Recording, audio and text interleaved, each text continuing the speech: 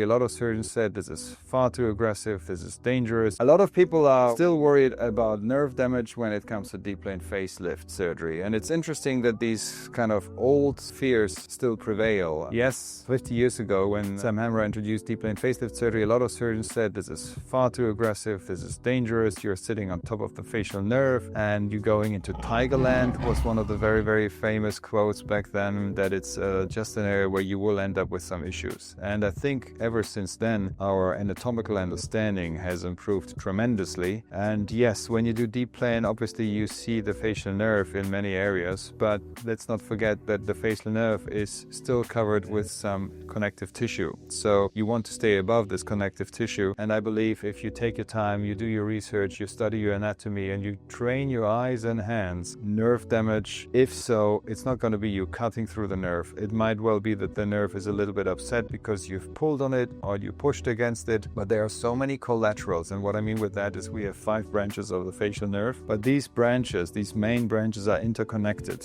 So very, very often one of these interconnections would jump in and take over the job. So very often it's just a few weeks if one of these nerves is weakened. Very often it can be the nerve going to the lower corner of your mouth, and then you have a little bit of a lazy corner, and after 3 to 6 weeks this is going to be improved, or it can be on the forehead. The other nerves are not that easy to upset.